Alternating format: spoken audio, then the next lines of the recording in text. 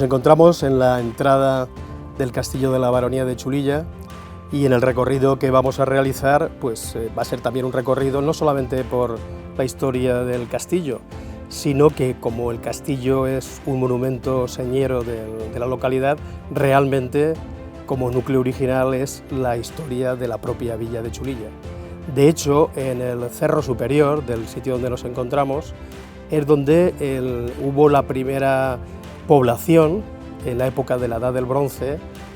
de los habitantes de este territorio. El lugar escogido, evidentemente, es magnífico. Es un lugar estratégico, fácilmente defendible, al lado de una vía de agua tan importante como es el río Turia.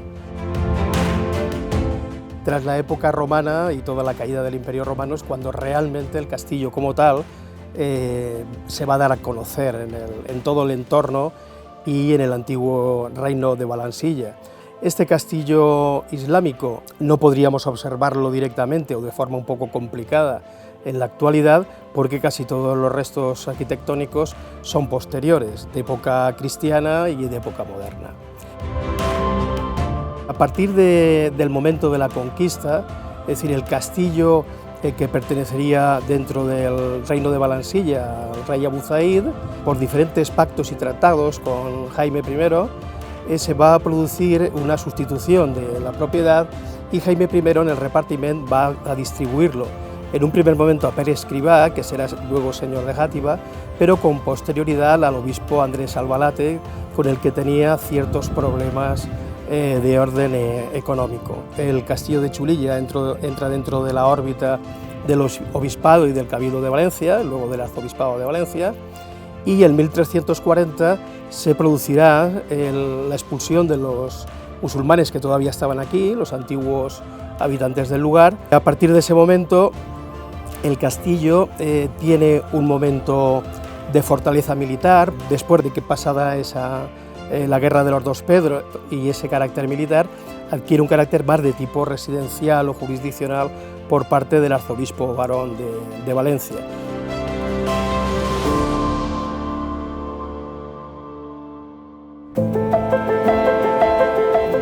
El castillo de Chulilla tiene una tipología de carácter montano, por lo tanto significa que no nos encontramos con un foso, pero sí con diferentes como estratos de construcción. El más antiguo es el cerro, la parte superior, en el que estaría el poblado de la Edad del Bronce, el poblado ibérico, y luego lo que sería la alquería islámica, y nos contaría con dos aljibes que son visitables en la actualidad. Uno prerromano, que está excavado en roca y que tiene una profundidad aceptable, y otro que formaría parte de la torre propia de la alquería islámica. En la parte inferior y tras el pretil de defensa, de acceso al castillo, nos encontramos con tres zonas muy bien delimitadas. Una, la primera puerta, que está con la torre barbacana, con su rastrillo, poterna, etc. Y luego, después de esa, que está contigua a una especie de habitaciones auxiliares de cuerpo de guardia, nos encontraríamos una torre y también una zona intermedia, ¿no? Podrían ser cocinas, otras dependencias auxiliares. A partir de ahí llegaríamos a la tercera fase de la construcción, la tercera zona que podríamos denominar de la gobernación,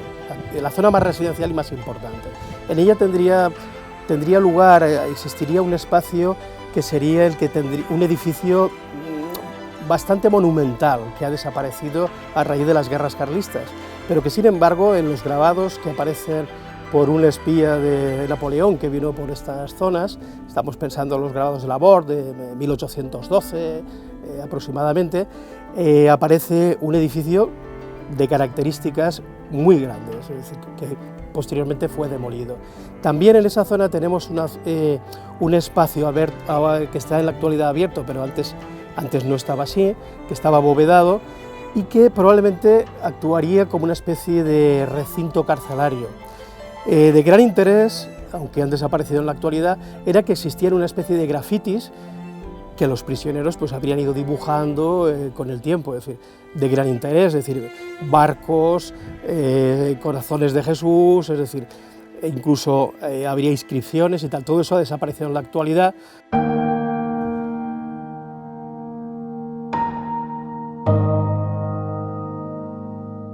El castillo de Chulilla va a pasar un poco las fronteras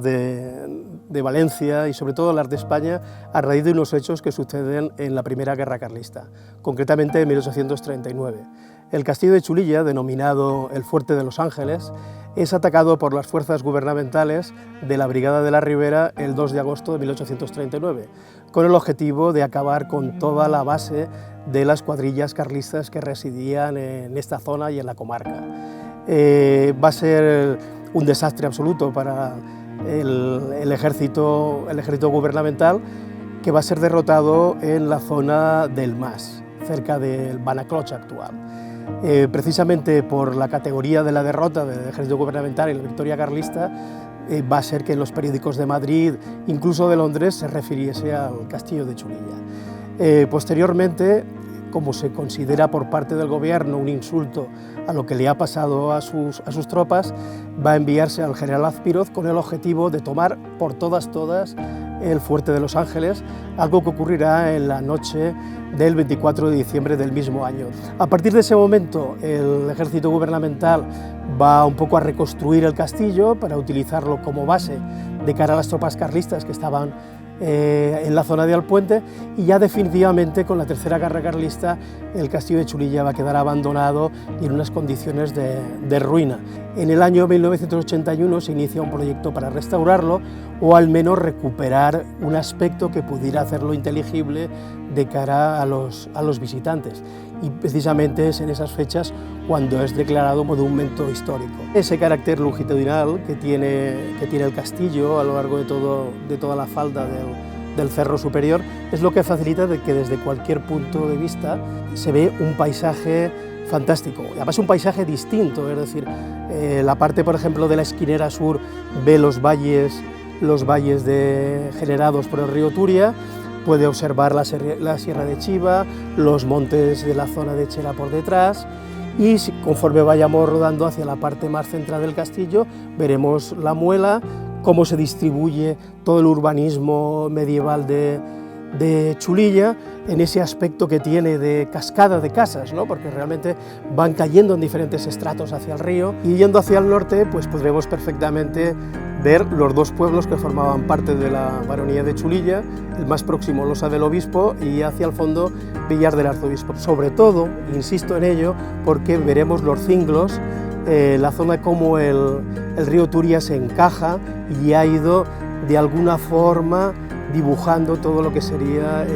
la caliza y todo lo que hay en esas partidas de esa zona de la Pedriza y la Punta. En definitiva, no puedo dejar de insistiros en que si visitáis Chulilla no puede dejarse el castillo de lado, sino al contrario, ser la primera visita.